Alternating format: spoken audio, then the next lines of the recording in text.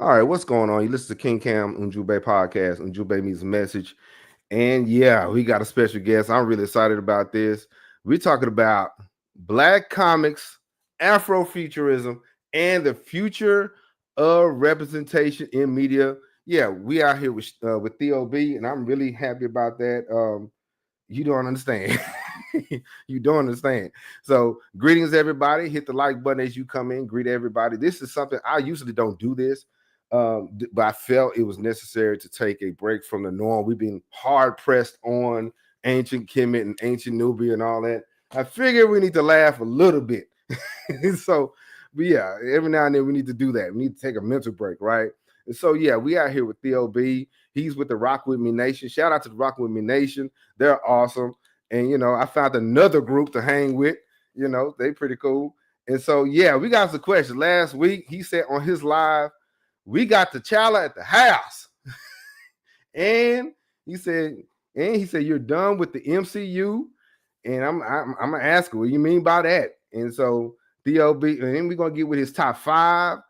And we're doing it versus. We're doing it versus. We're doing this. You know how the questions at the elementary school and the school, this person versus that? Yeah, we're going to do that today. And I'm checking roll, so y'all better sit back. Do not leave class. You understand? I'm the teacher that check roll at the end. All right? So, dealing with Afrofuturism in Black comics, Afrofuturism is a imaginative and forward-thinking idea, cultural movement that intersects with African heritage, science fiction, technology, and the future.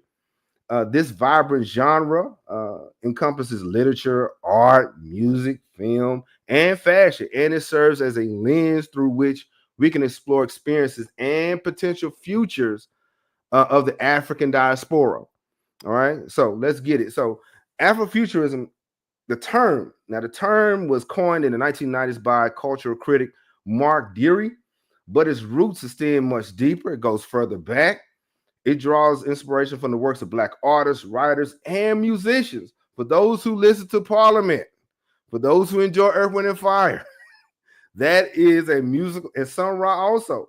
Okay, that's Afrofuturism, believe it or not. Okay, the mothership and all that stuff, right? So iconic figures like Sun Ra, George Clinton, Octavia Butler, and Samuel R. Delaney paved the way for this movement, infusing their works with futuristic elements and African mythology. And so, shout out to the fam, and we're glad that you guys are here. And here's some key themes in it. Okay, don't forget to hit the like button as you come in. But here's some key themes of Afrofuturism. It's rich with themes that reflect past, present, and future. I like Afrofuturism and Black comics because we can see things from a different lens. We can see things from a different standpoint, and we could be the heroes and the villains of our story. And so some of the central themes like reclamation of history, Afrofuturism often reimagines historical narratives, empowering Black people by reclaiming their heritage and envisioning alternate histories where African civilizations have advanced and thrived. What's going on? Who's that?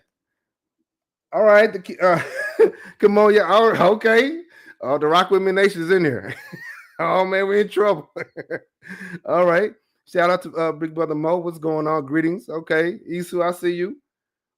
All right. Greetings. Miss Blue. Greetings, everyone. Yeah, Rock With Me Nation is in here with the Ujumbe fam. This is gonna be interesting.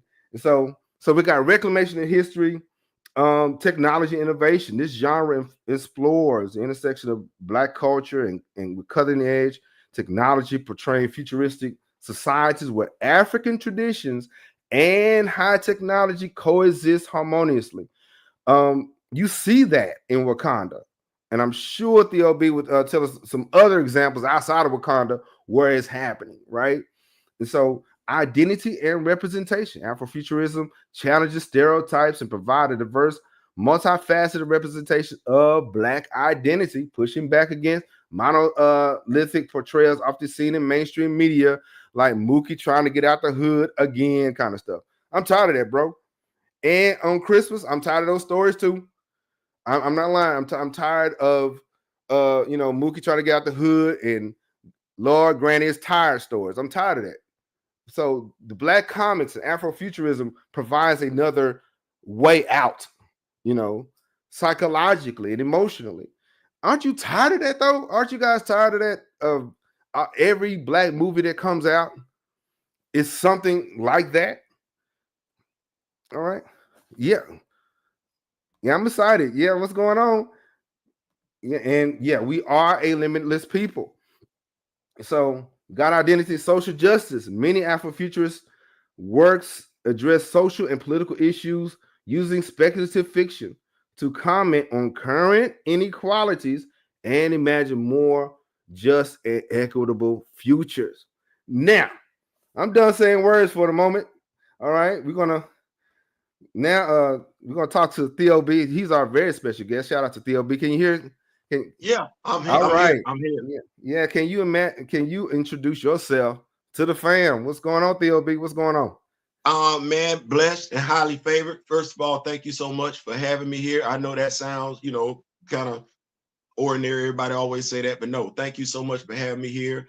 Yeah. I am the host of my own YouTube channel. I ain't saying I'm just saying, because I think that's a profound statement. Yeah. I don't know how many times we'll say stuff like, did you hear what you just said? Yeah. I ain't saying, I'm just saying, think about what you just said. So, co-founder, co-chairperson of the Rock With Me Nation. And I say because no person is an island unto themselves. My brother D Real is a part of that. Kamoyo King, Grand Madam Tarot, and everything like that. And the premise behind that is go be around, hang around people that celebrate you, appreciate you, as opposed to hang around folks, businesses, entities that are tolerating you. You don't need to do that. You can always do better when you be with people that actually care about you. And that's what the Rock With Me Nation is all about. Okay. Go where you are celebrated and not just tolerated. Yeah, okay. We're not doing that. Yeah. So why? So you have the show. You're the host of the show. I ain't saying. I'm just saying. Why is that kind of platform crucial to today's culture and dialogue? Why is it crucial? Well, I tell you what. All thanks to Gabbo from Machiavelli Media. It was around about, I want to say shortly after the time frame the Chadwick Boseman passed away. And he had seen some of my videos, and there was a kinship in regards to the significance of the character. Appreciating the role, the great job by the actor. We can't say enough about what he brought to the table, but the character and the actor are separate. And it was one of those things where when you look at not just us individually, but us as a people, where have our Black superheroes been on screen like everybody else's? It was lacking, and he felt like I was the person, because we were both of the same mindset, but maybe because of the lane that I was in, that I would be suited to speak on this in a way it wasn't being spoken on.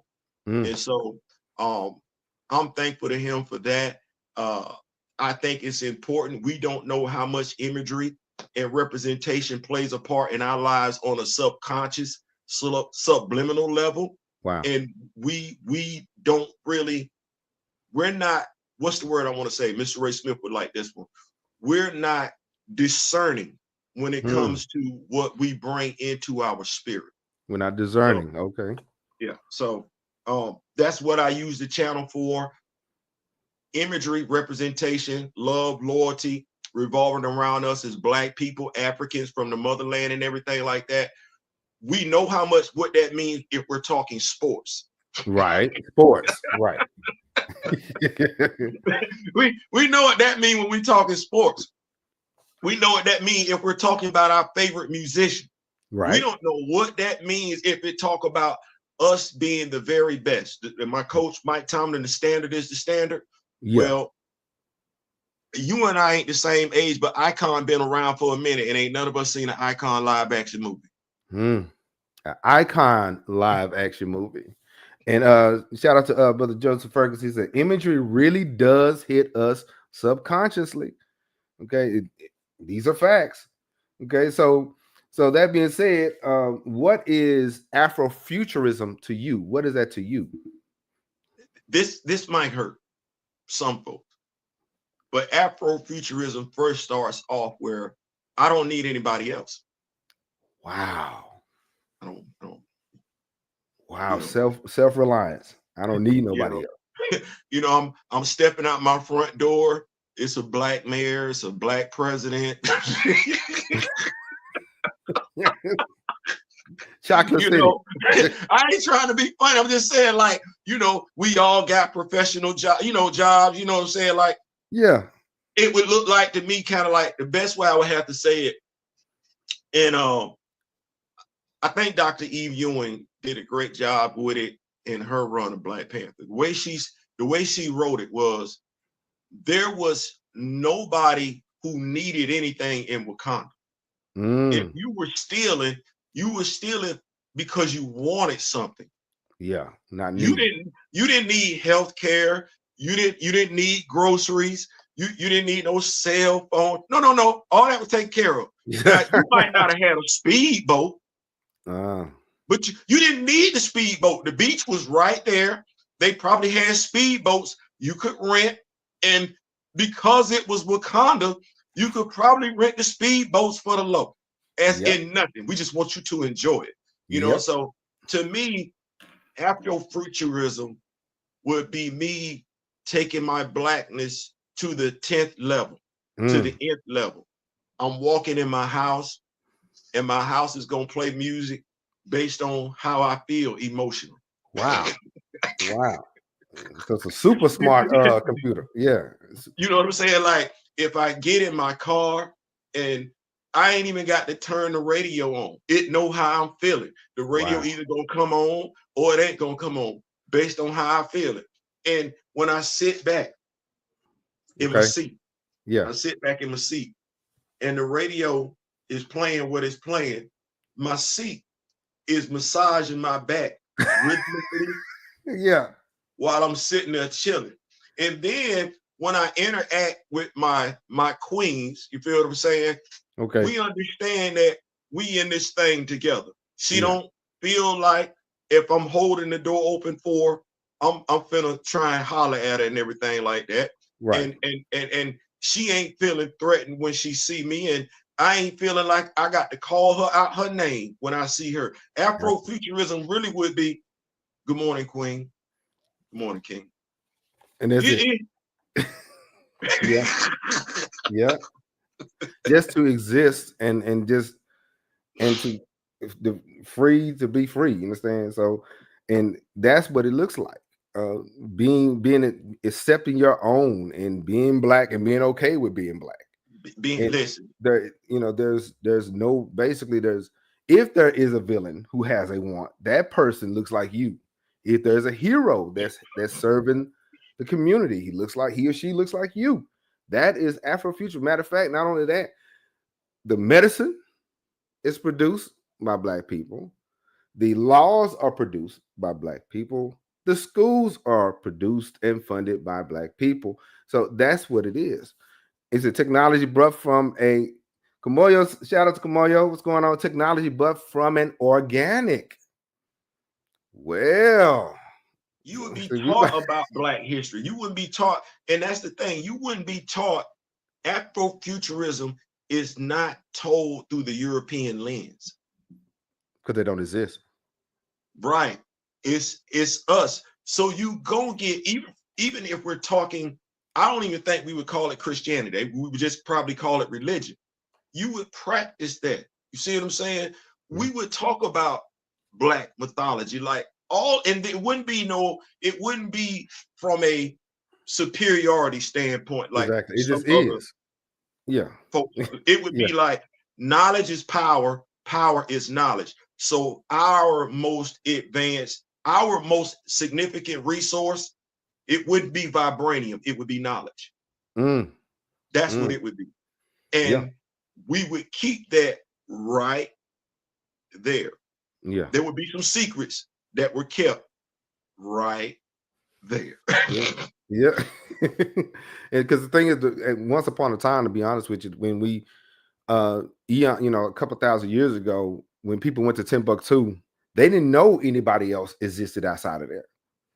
They were talking about Mansa Musa and whoever else, and outside of Europe. So it'll be something similar. Yeah, hold on. Yeah, Sister Haynes, she said we had a spirit of Shawabona. Yeah, okay, and we got, but the first KRS, yeah, yeah, KRS-One, yeah, Yeah. yeah. Yeah. So, and so we are. So my question now, what we know what say Black representation is, right?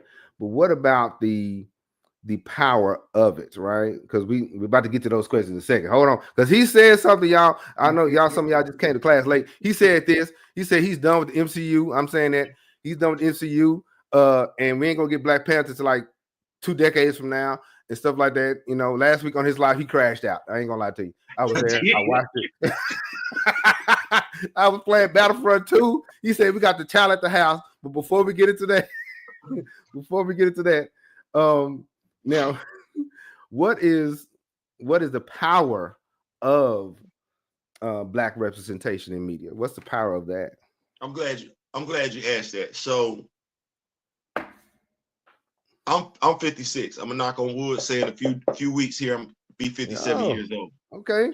So I come from a time frame, you know, you had black exploitation there, but as TV got older, you had folks like Michael Jackson fight for our videos to be on MTV at a time when MTV wasn't airing our videos. So you got Black kids, by and large, we're being, how can I put it, open to white music, thus accepting of white music and being told that our music isn't either A, good enough, or B, there's something wrong with it. So then you got Bill Cosby coming on with the Cosby Show. Yeah. Because we had the Good Times and we had the Jeffersons and everything like that. But with Bill and Felicia Rashad, we had the professional couple. Yeah. We had a lawyer and a doctor, which I'm finna be petty as hell when I say this. It's crazy. We could have a doctor and a lawyer have a family and be married, but we're saying a African king and an African goddess can't work. Really? Yikes. Wait a minute. You can't slide past that one. Hold on. Now, he said, because Kamoya already said, my brother's passionate. Okay. And yes, oh Lord, he did crash out. So he's already up here. He's already up here. So now he said on TV, it is okay for a Black lawyer and a Black doctor to be together. But what else? But it's, for some reason they cannot connect who and what. For some reason we can't connect a Black king and a Black goddess. I don't really. That's crazy. And then folks want to say, well, we don't want to feel like we got to force them together. Why? Because they both Black. You ain't say that about Sue and Reed. You ain't say that about Pepper and Tony, because that's not his woman. That's Happy Hogan's woman. So here you go. No, stop telling me what can, and that's the thing. Yeah. You know, and like I said, thank you so much for having me here and everything like that. That'd be the thing. You know, we know it because we've read it. You know, Generation X, baby boomers. So we see it. We see the flag on the plate. Yeah. And we be trying to, like, every representation ain't good representation. Every example ain't a good example. No. When you know better, they say you're supposed to do better. And so we sitting up here and we like, man, hold on. Hold on now. Hold on. You ain't feel all this stuff that folks be saying, it ain't never applied to Scott and Jean. It ain't never applied to Rogue and Gambit. It ain't never applying to Clark and Lois. It ain't ever applying to Bruce and Talia, Bruce or Selena. You know, it ain't ever applying. And the thing is we, which I get tired of, we go above and beyond to make excuses for it. Where you're Black, You mean to tell me you as a black person ain't tired of looking at the white couple, or at the very least ain't asking where the black couple is? Man. Yeah. This is as Grace says on our channel, you get the representation you settle for. Okay, well, if you black, how did your black butt get here? Oh, your mama and your daddy black. Yep. Well, where do you see your mama and daddy at in the MCU? Oh, no, don't duck and dodge. No, don't duck, dodge, dip, duck and dodge now. No, where do you see your mama? Where do you see your mama and daddy at in Marvel Comics? Now, if it's so, I'm not saying you can't pay to see the white couple do it. What I'm asking is why you don't have an issue with paying for seeing the white couple do it, but can't see the black couple do it. Yeah. If we don't stand up for our representation, if we don't do it, who will? If we don't do it, who will? And then we would try to psychologically put ourselves into that character. Man, we did it back in the day. I ain't gonna lie to you. You know, Thundercats and them, He-Man, we were them because there was no other representation. Who we were? Oh man, I guess I gotta be Panther. Right. That's the only black Panther. I forgot about him. Yeah, he had the nunchucks. He was a mechanic. You know, I told folks, I said, do you know how difficult it was when the second Star Wars movie came out? Because before then, there were no black characters in that damn movie. Man, Here come Billy D. Williams. Man, look. Bro, did you really just do that to Han Solo? Yeah. I can't go to school the next day. now I gotta be him. Now I gotta be him. Yeah, you know, like I'm stuck with being you. Before you came along, I could either be Han Solo or Luke. You come along, now I got to be you. And what do you do? Here's the thing. What did they write him doing? Doing the shady stuff. Sold him out to the He's Empire. A fictional character, so he didn't do it his damn self. No, they wrote him like that. You mean to tell me back then, whoever wrote that script didn't know what the pushback was going to be from the largely white Star Wars audience? That's no different than we sitting up here today and somebody saying, "Oh, there are no viable black male X-Men." We about to get into that in a minute. We about to get in that in a second. Because we got that verses coming up. Hold on. And so Sister Haynes, she said, for us to understand the lens in which we needed to humanize and empower our identity as a people. That is, we got to see ourselves as human. We got to do that. In order for us to see us as powerful or empowered with anything, step one, we're people. Okay, now you can deal with powers, and now you can deal with the other things. You know what? I'm gonna say this, and it's gonna sound weird when I say it. I like to tell folks I ain't no different than that white person. Whatever they capable of, I am too. Wow, that's it. Like, and they were like, wait a minute. I'm like, yeah, I'm no different than him. If he think he can do it, I feel the same way he do. I think just like he does, as a matter of fact. As a matter of fact, he taught me how to think. So whatever he's capable of doing, I'm capable of doing it too. So there's no such thing as I can't do what he can't do. It's a matter of whether or not I choose to do it or not. But I will let folks know, oh no, if he's capable of going to DEFCON 10, I am too. Yeah. I am too. If he's capable of reaching down within the deepest, darkest recesses of his soul and pulling something out that nobody could recognize nor want to deal with, I am too. Facts. I want him to know I can match that energy, the oppressor, the enemy, that I can match that energy all day, every day, twice on Sunday, and we'll match it with a smile. Yeah.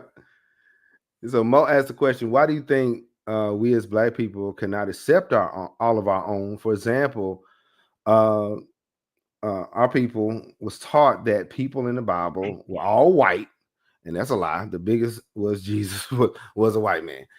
Yeah, that's very fundamental, very foundational. Come down to it, yeah, you got that one. I think what that is that's subliminal programming Mm, on a whole different level. And the thing yeah. is it's not like you're not aware of it. Shout out to Kaiser Coach Slevin. What it is we practice cognitive dissonance. Mm, No, you know what that is at the end of the day. You that Black History Month, Black mythology, Greek, I'm gonna say not Greek gods, but when we talk about Egypt and everything like that, so we get it. We just don't lock into it. We look at it from a fan perspective.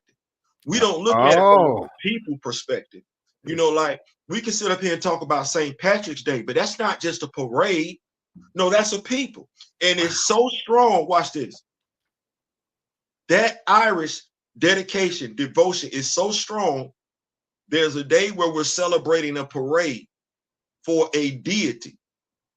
Then you got a professional basketball team in Boston. Mm-hmm. Then you got that same thing sitting over there as a football powerhouse. They just played for the national championship. And that's all based on, watch this, Irish representation, imagery, love, loyalty. Yeah. It's right there. But they not looking at it from a fan perspective. No, that's a people. That's a demographic. We don't lock in like that. You got some of us right now, funniest thing, we want to lock into a race. Well, it was two German dudes that coined what a race was. And Germany. if you're locking into that and you're not from Africa, then you're not Black. You're red. You're red. When you know better, you do better. It's two white dudes, Germans, Lieberman and let me see, Lieberman and I know the first one is Lieberman.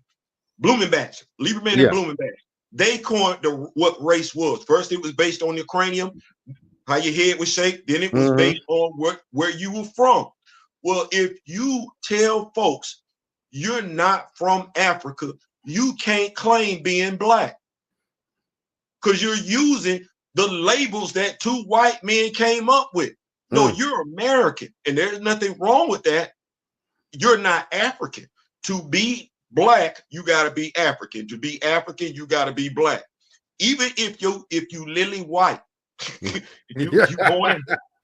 you born in Africa, based on what the two white dudes said. I didn't say it. Don't shoot the messenger. Based on what they said, this is what we still going off of in America. Yeah. Okay, well, your white ass is Black. Yikes! And on top of that, the deeper they dig, the darker it get. So now how are we going to deal with that? Because over there in Scotland and other parts of Europe, they found out there's some people that came from Africa at one point in time, and they just got light skinned. We got to walk it like we talk it, though. If I'm a king, right? Yeah. And my woman is a queen, then I don't let peasants bother me. If I'm a king, if I'm a king and my woman is a queen, or it's 2025, king, queen. We're movers, we're shakers. We don't run from stuff. We don't run from stuff. We're problem solvers. We're not going to keep complaining. That's one of the problems that I have with some of our bigger personalities. We keep reporting on the travesties every day, the injustices every day. What we're not doing is coming up with solutions. And so as a king, I got a queen. I'm not going to be bothered by what you got going on. You might be concerned about what I got going on, and you should be. But me be concerned about what we are kings and queens. And the reason why we feel like we have to move how we move is because we don't have that imagery out there showing us doing anything different. Yeah, imagery. We don't have the T'Challa. I run my whole country. I don't need nobody else. Think about what I came in saying, what Black futurism is. We don't need anybody else. Well, T'Challa didn't need nobody else. He didn't. I got a whole nation. And as Grand Madam Tarot would say, he's a benevolent king. So he wasn't somebody that ruled over his people with an iron fist. Of course, we didn't get to see him rule at all in the MCU. But Yikes. in comics, no, he loves his people. He would die for his people. He don't even want his people going to war. He'll go to war. He'll take that L individually before anybody in his country gets deleted. So we don't run from problems. We solve problems. And when we look at how we're portrayed, told to act in America, we're not gonna make that game saving play. They did that to us in the first Black Panther movie. Folks get it confused. T'Challa did not make a game saving play. He was down in the Vibranium Mounds having a family squabble with Eric. It was Everett Ross that made the game saving play. So even in our own movie, we don't want to portray us saving the day. Wow. Even in our own movie. Even in our own, what did Shorty do? All Shorty did was got into an argument with Namor. That was a family squabble. When I say a family, you got two families arguing with each other. Yeah. You got the Atlanteans, I'm sorry, the Tolokans arguing with Wakandans. That's what that was. There was no earth-shaking ramifications on the line. That should have been a diplomatic situation. Exactly. There are people asking for Jonathan Majors to come back. Jonathan Majors is a critic. Go ahead. I'm sorry. Me? Because he need to be Kang. Watch this. He's a critically, and you're going to find yourself hard-pressed to disagree with what I'm getting ready to say. Jonathan Majors is a wonderful talent. He's a critically acclaimed actor. He is a Black man married to a Black woman. That's what that is. Anytime he takes on a role, he's going to bring light, credibility to that role. That is what he's going to do. Kang is a white character in the comics, so much so to the point while they was having Ant-Man and Wasp Enter the Quantumania, there was an Avengers comic book out, monthly comic book out, with Kang featured in it as the villain, looking more like Tony Stark than Jonathan Majors. So now you got Jonathan Majors. It's a Black man. Yeah. He's adding visibility to Kang, the comic. Why isn't my Black actor adding credibility to a Black character? Where's Blue Marvel? Yeah. Where's Bill Foster? Bishop? They can reset that. Where's Bishop? You see what I'm saying? Where is T'Chaka? And I'm sorry, I'm still trying to figure out who the hell Njobu is. Where's Sion? We sit up here and we accept anything. When I look at people, us, and we say we want Jonathan Majors back.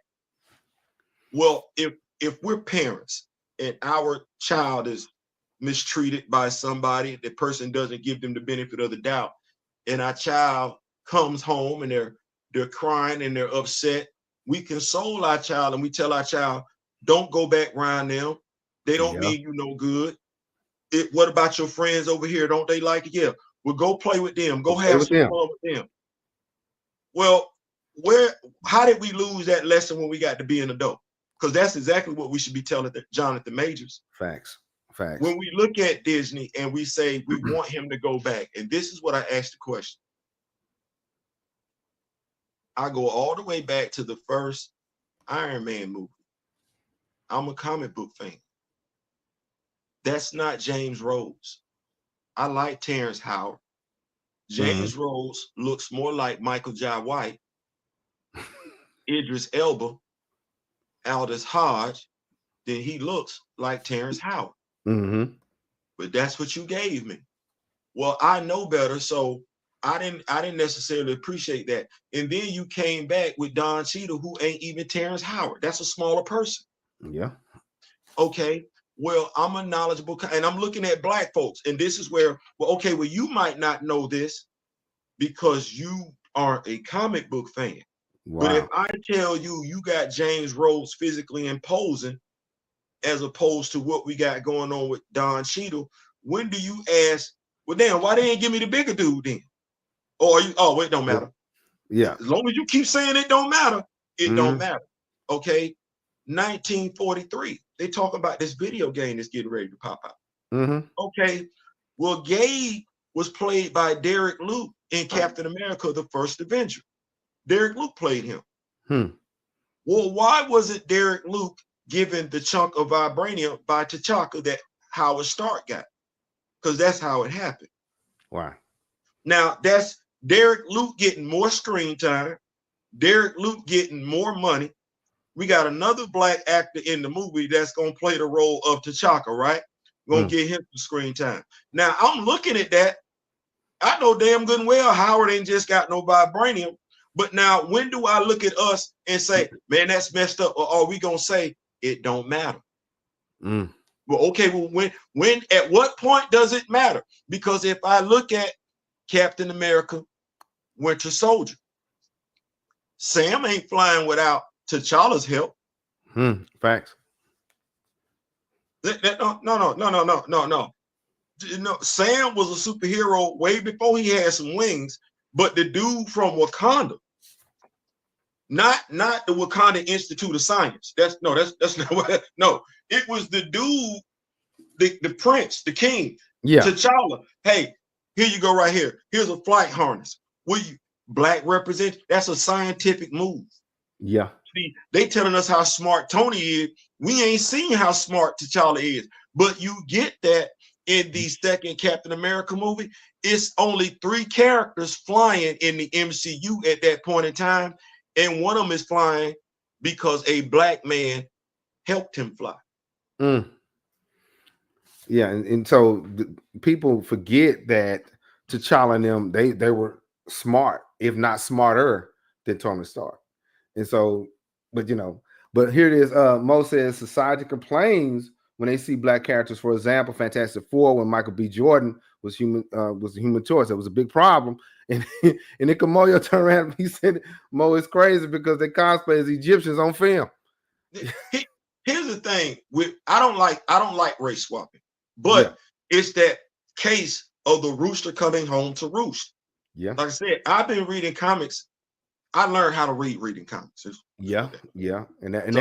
that's the benefit of for my adults with children. They don't have to get big old books like this. Give them a graphic novel. Give them a comic book. They'll learn how to read. I told my 13-year-old, I said, Daddy wants you to read a comic book a day, and because Daddy damn near know all them stories, I'm gonna ask you what happened.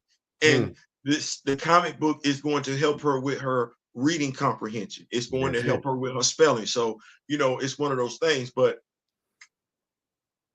okay, so like I said, I go back, 1967. And so with the race swapping, for the European male to have a legitimate complaint about race swapping, the European male, because we know by and large that's the fan base for comic books, they must first admit they effed up when it came to creating comic book characters. Wow. Well, what do you mean? They were damn near all white. Wow. Like, okay, how many black members of the Justice Society do I have besides Amazing Man?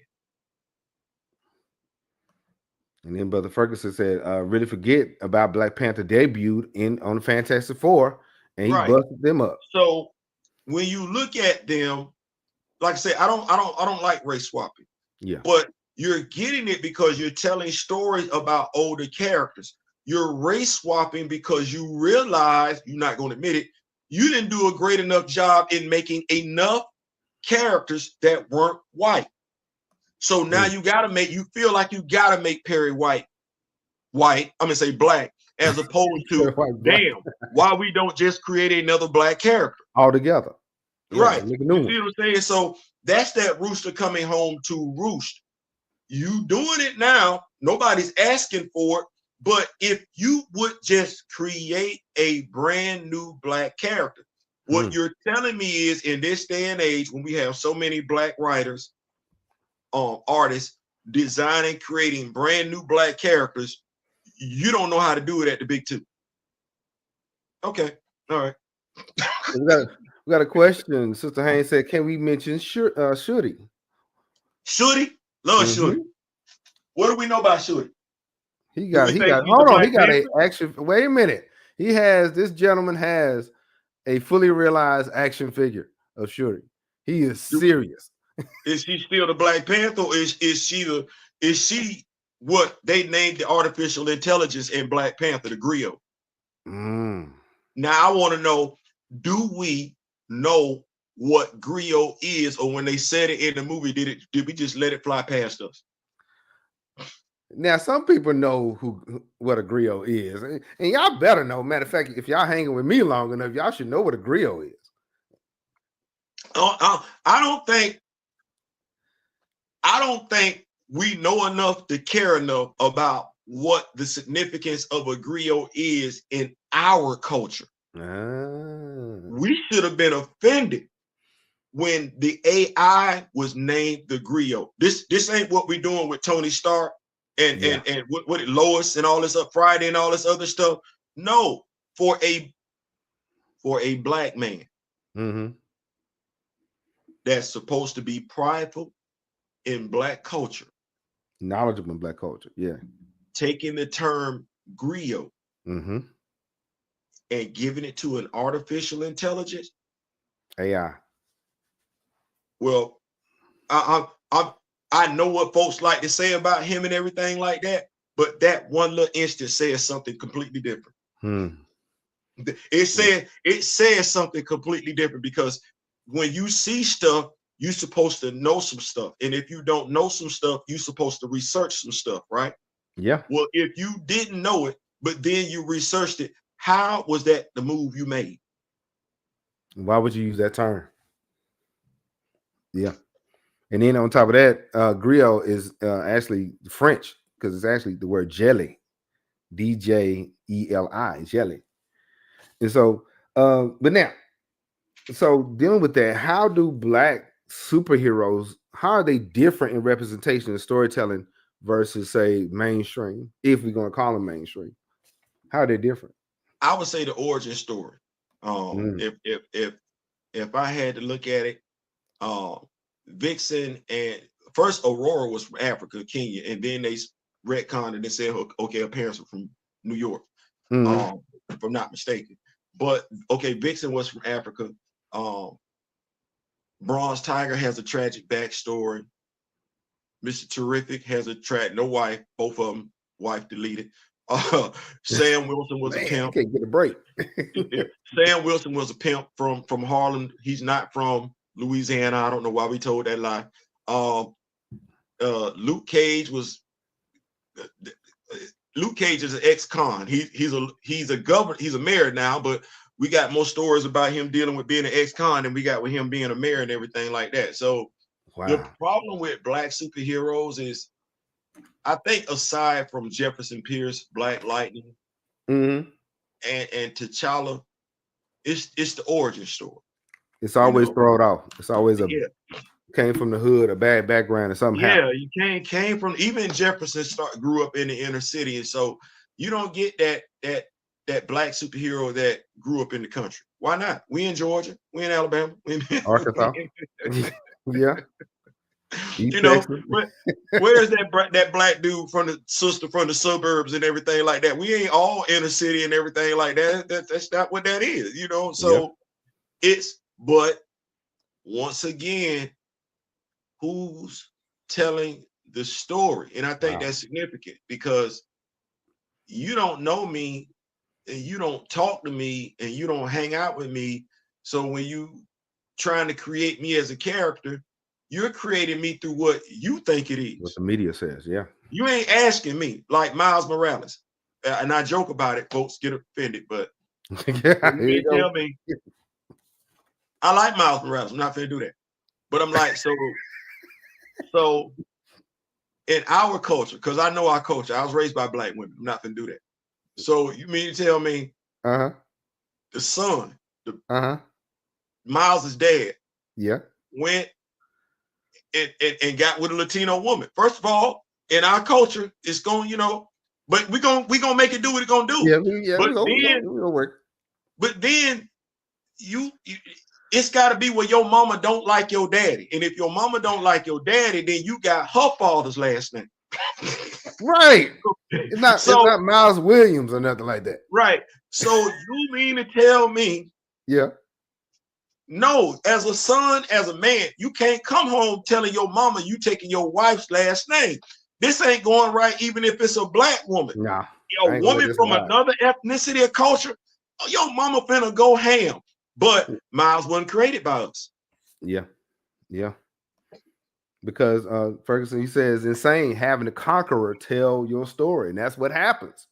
You know, it's throw our story, and so, and that's part of it. I think Ms. Haynes asked earlier, how can we use this story or use these images to reorient ourselves? How can we do that? What's the remedy for that? What's the remedy for that? Well, you know, you asked me a question. I say I got Wakanda in the house. wait. He said he got Wakanda at the house. Here's the thing, and I like to say this to empower us. Yeah. We've all taken classes where we had to read, had to write. Mm-hmm. We all have. And we are all able to tell stories, imaginative stories. How do I know this? Because at some point in time, we've all told a lie, an egregious lie. So we have it within us. And so in regards to our stories, we need to start telling those stories. Yeah. Yeah. We need to start telling those stories ourselves. See, I can create my own hero at my house, but you could create a superhero at your house. And you know the story, regardless of whether you're adept at comic books and everything like that, you know what you want your hero to do. Yeah. You do. And so if you have a young one, what I would suggest is just telling, because the Griot is an orator. Keep history orally. Exactly. Just talk to your child at night and create the story on the fly. Yeah. That's your story. Your child is listening to your story, your creation, and your child is going to lock into that. Now, on a broader sense, what I would encourage us to do in this day and age of social media, modern technology, when I say we got Wakanda at the house, we can do fan films all day long and we're controlling the narrative. Yeah. They do it all the time. They do it all the time. It's time for us to stop being witnesses to what other people do and do it ourselves. Yeah. Or victims of it. Yeah. And the way we do that, we got to stop this isolationist mentality. Yeah. We got to stop that. As I tell people on our channel, the Rock With Me Nation, I don't care anything about who you pray to. I don't care anything about who you vote for. Mm-hmm. I don't care nothing about who you sleep with. I don't care anything about your hair texture. I don't care nothing about the variation of brown in your skin. Are you black? It's simple answer, yes or no. Okay, well, if it's yes, then let's ride. Yeah. What we don't do, and I saw it's a guy on Shannon Sharp. Mm-hmm. It was the guy that's always with Dave Chappelle, the other comedian. Mm-hmm. Ash that play Ashley Larry. What we don't do, I know too. what we're doing it today though. We're doing it today though. Is what we don't do is we don't put each other on. We want to compete with each other. Yeah. What they did was him, Dana Owens, and he said he got it from Dana Owens and the guy that started out as a comedian was on the Fear Factor, Joe Rogan. Mm-hmm. Well, they put each other on each other's shows. Dana told Joe about doing a podcast, and then when you get the Paul brothers and everything like that, we remember the only reason why the Paul brothers are famous because we put them on because we saw the brother dance with a video cat. And, ooh, ooh, ooh, ooh. We did that. Yep. But we won't do that for each other. We're afraid to, like, it's a truest statement. I want to see you do good, but I don't want to see you do better than me. No. Wow. Go do good. You doing good encourages me to do good. Yeah. You put me on, I'm gonna put you on. We don't know how to. We don't know. Here we go. Here's the true testament to we don't know how to do that. This is me and you right here, right? Yeah. Having this conversation. King Cam's Ujumbe podcast and everything. Where is the Dwayne McDuffie out and about that knows everything about these Black characters to the point where they can speak on it knowledgeable, and everybody like, oh yeah, they know what they're talking about. We ain't got him. Yeah. We ain't got him. We ain't got her, because ever since the MCU became a thing, it just we want to be threw everything famous else out. about it. Yeah, we want to be famous, knowledgeable about them Black characters. No. Famous about them Black characters. Yeah, we want to be famous. Wow. But knowledgeable. Because if we wanted to be knowledgeable, less of our people would be entertaining that nonsense. Yeah. So now I think a lot of people, rather, instead of making their own stuff or doing their own thing, they want to ride on somebody else's platform. They want to attach a Black character to the MCU or to Star Wars or to whatever that's hot. And so that's an issue. But let me see what else we're gonna talk about real quick. Now, this here, Theo B on his show, because we do a book discussion too, but ours is kind of heavy-handed. Queen Sobekneferu, the first female pharaoh, but he got Akogun, brutalizer of the gods. What is that about? What is that about? Hold on. I saw that. I said, wait a minute. They doing a book study on this person. Wait a minute. So first of all, shout out to the writer Marwa Ayadele. My brother Dale and I had him on the Friday Night Vibe show, and the artist Dotin Akande. They are putting in amazing work. So we coming across Mr. Ayadele from Storm. He's the current writer of Storm. Beautiful job over there and everything like that. And okay, full transparency, we had an issue with a portion of issue 3. Yeah, I had a problem with a part of the book. Yeah, we had a portion with a part of Storm 3. A part, just a part. I feel like I got to say that because everybody went, well, I ain't gonna say everybody. Folks felt like they felt, but I was like, okay, if I'm being fair, everybody was good up until this part of the book, right? Point. Okay, well, that's like playing spades. You got 4 to possible. you ain't trunk tight. Okay, we didn't been here before. See how this goes. But he told my brother Daryl and I about his book was coming out. And I said, man, I gotta check it out. First of all, the brother's from Africa. And anytime I can get me some African, I'm finna get me some African. Like that's what that is. So okay, well, damn. So book came out. Yeah. I read the first issue. I was like, oh my goodness. Like, whatever you think he got going on in Storm, put Storm off there to the side. Just put that off. Don't judge him. Don't judge him by that over there. Because that over there ain't got nothing to do. Oh, listen, you said something about Black Conan, bro. Yeah. Because somebody said Akogun is like the Black Conan. Well, listen, I don't know if Conan had gods on the level that Akogun, but Obatala is a petty god.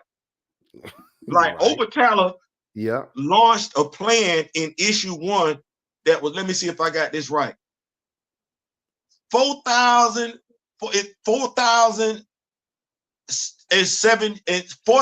years and 7 months in the making. And when I say 4,000 plus year plan. Listen, when I say, listen, I don't want to give it away, but okay.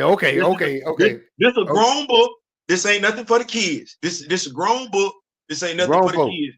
But what I will say is he does an excellent job weaving present day storytelling with past day storytelling. This story does take place in Africa. There's nobody in it but us in various shades of brown. You get Obatala, you get Oren Miller, you get Ogun, Shango pops up. So this is so I'm hearing these names now. So this is a more of a Black comic concerning like the Yoruba tradition, right? What it is long story short, Obertal is a trickster god. Hmm. He's a trickster god. And he more ruthless than Loki from what I'm looking at. He's a trickster god. And so Oren Miller is the god of wisdom. And so he sent Ogun to go get Obertala, which he did. And then Ogun, being the god of war at that time, Mhm. he's challenged by Shango to be the god of war. Since I don't ever remember Ogun as a god of war, you think about how that goes, how that Iron, might dealing with iron, and yeah. So Shango's lightning, and yeah, he was so the Thor before Thor. I'm just saying. right, exactly. So And Ogun is actually the iron and swords, but it's actually Ishu. Ishu, I think, according to tradition, it's not Obatala. yeah, they changed the name. He changed the names up Okay. ever so slightly, but it's one of those things where when Obatala was defeated by Ogun, that's the first. Well, like I said, he's a trickster god. He's like, I ain't even worried about no fighting. I'm gonna get you back. Don't worry about it. Wow. So y'all need to when y'all get a chance, when y'all get off this live, go and check them out. Go and check them out. Understand? So get this now. I finished issue 3, the review, last night, and so it's up there. All 3 issues are up there and everything like that. And I had to edit, re-edit, and edit some more pictures just for stuff to be on YouTube. So yikes, because it's for grown folk. But speaking of issues, why are you done with the MCU? Why what they do? They ain't did nothing to nobody. Well, okay, so that's a great question. For multiple reasons. I spend enough money on stuff that don't pertain to me in my lifetime. I mean, I've seen the Star Trek, I've seen the Star Wars. I bought the Evel Knievel action figure. I bought the Star Trek playset from back in the day. I done bought X-Men action figures. I saw all the X-Men movies and everything like that. I seen Daredevil. I seen Lou Ferrigno, Incredible Hulk, Spider-Man, Nicholas. I done seen a lot of stuff in my lifetime that ain't got a damn thing to do with your boy. Right. And I ain't complaining. I kept saying they gonna get us. I kept saying they gonna look out for us. Yeah. I kept saying our day coming. Yeah. But if I'm being realistic, I was talking to my wife today. Congratulations to my wife once again. She got baptized today. All right. Why? And I'm gonna be funny when I say this, but just stay with me. Yeah. Captain America: Civil War came out in 2016. It did. Now, I read the comic book run with the extremist the extremist virus in it. I did. Yeah. I saw the movie. Okay. I know, first of all, I don't know why James Rhodes, he could be paralyzed during the movie. I don't know why he was paralyzed after the movie. Captain America: Civil War. Well, Theo, what are you saying? What I'm saying is I got Stark technology. I got Wakandan technology. Yeah. Why is he still? I'm also saying that by the time I get to Infinity War, not only has the Winter Soldier been cured in Wakanda, Everett Ross has been cured in Wakanda. Right. We get to Infinity War, Tony don't even need the arc reactor in his chest anymore, but this boy because of the extremist virus. He's bragging about it. Meanwhile, my brother is still paralyzed from the waist down. That don't make no sense. Right. Hold on. I ain't finished. I'm a veteran of the United States Marine Corps. Okay. Me too. All right. Devil Dog. All day. All right. I'm watching Falcon and a Winter Soldier. Yeah. I'm getting triggered too many times during this 5-episode, 6-episode series. Yeah. First and foremost, why is Sam broke? I done sat up here and watched Division buy a whole damn lot of land. But Sam, he's struggling. he can't get along. First of all, Sam as a Avenger should have had folks throwing sponsorship deals his way. Right. Not only that, he was a VA counselor working in Washington, D.C., living in on-base housing, driving a moderate car, probably banking with USAA. And you telling me this dude could not get a loan? I ain't finished. Come Lamar Hoskins in Falcon and the Winter Soldier was an E9. Yeah. He's been there for a while. But that Battlestar that he was called, that wasn't just a code name. No, that's actually what his rank structure was. Battlestar. Okay, E9 is the highest advanced enlisted. It don't get no higher than that. Yeah. Which means you have to have been in the military damn near 20 years. Yeah. And you want to stay about 4 or 5 more. Yeah. You got John Walker. Yeah. I'm sorry. First lieutenant, second lieutenant, captain, then major. He's an 03. He ain't really got that much time in service. He don't, not compared to E9. He don't. The E9 then tripled him in time in service. Yeah. And I don't know no E9s listening to no 03 like that. Nah. I wish an 03 would say something to an E9 sideways. No. All right. For those who don't understand, it is like a staff sergeant that's been in the Marine Corps for a while versus, say, a West Point graduate that just got there. Ain't nobody gonna listen to the West Point graduate. Or let me help you out. That's like the daughter coming home from college. She done took a few cooking classes, trying to tell grandma what to do in the kitchen. Girl, if you don't get in the damn kitchen, if you don't, here was what was wrong with that. I did a panel live with somebody, and this is how bad we don't take it into consideration. The panel was diverse. One person was white. Now, I'm the only veteran on the panel, probably the longest tenured comic book fan.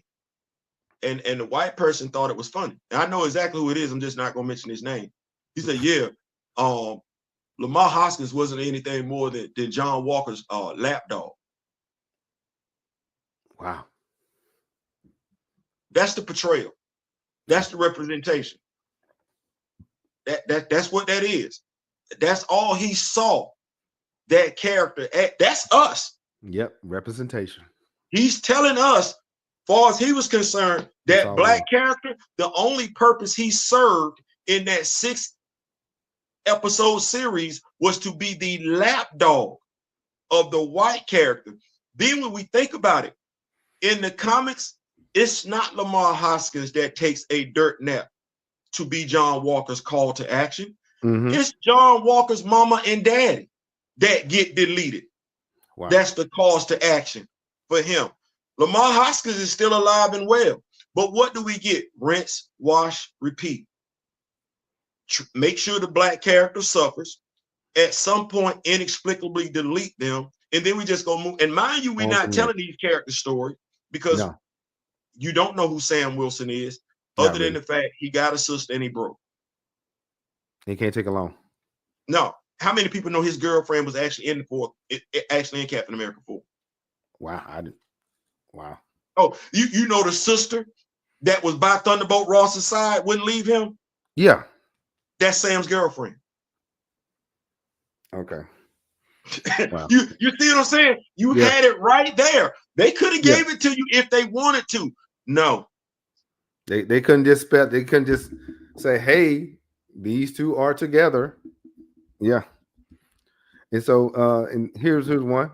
Speaking of that, what influence has Afrofuturism had on mainstream pop culture? For example, Black Panther.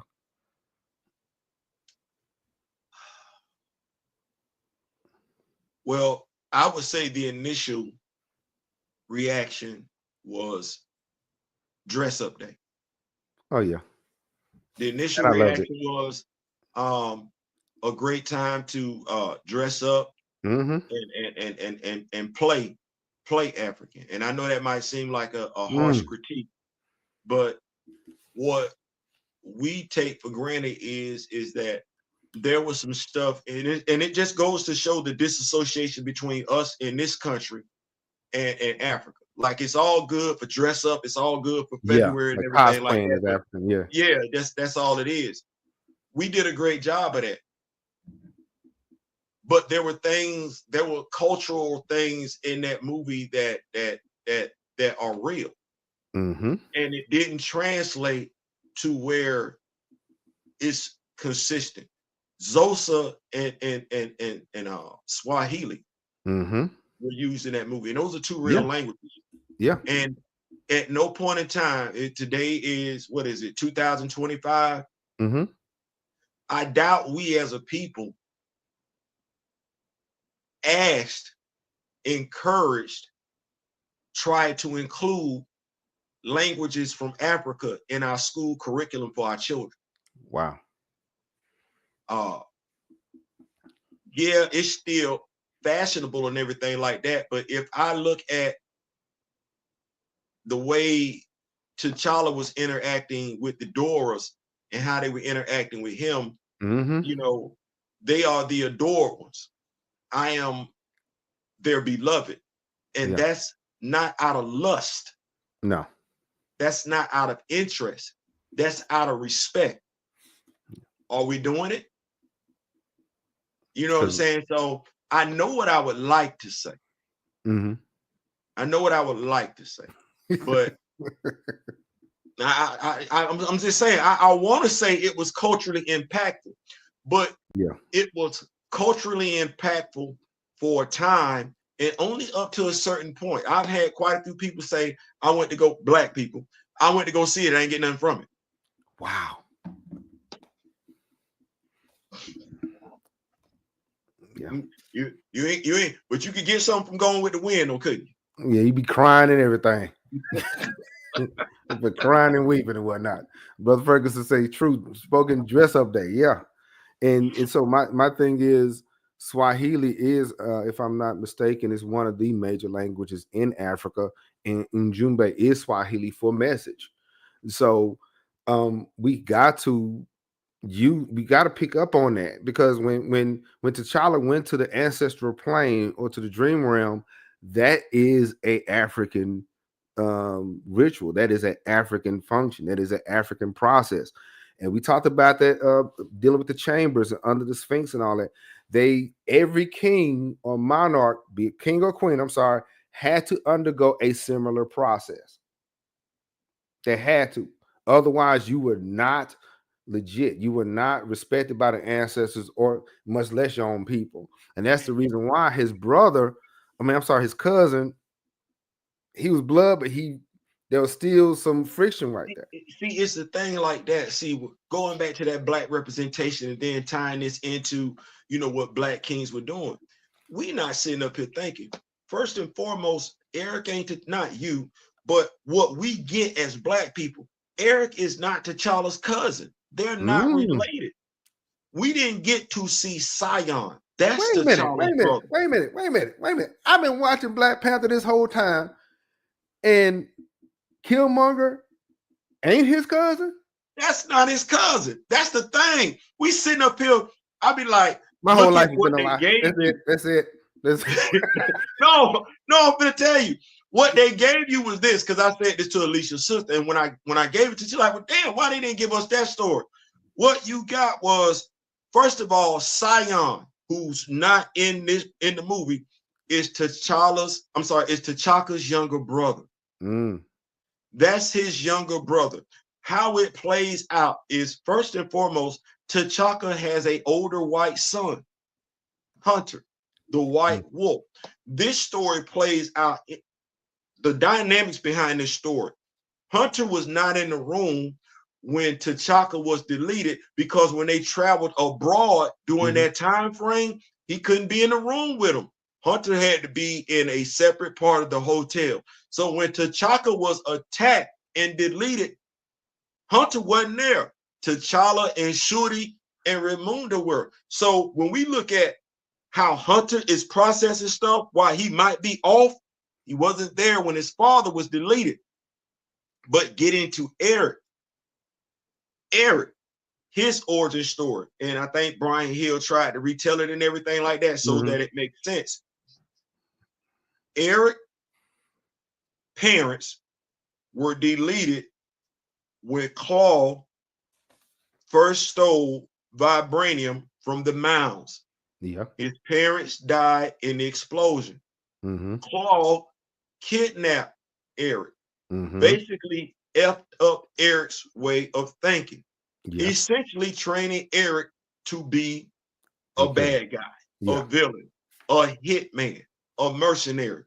When Eric gets old enough, Eric pieces out and comes upon two other would-be assassins. One of them is a woman. She is. They work for the Kingpin. He's that guy, y'all. Kingpin is that guy. They work for the Kingpin.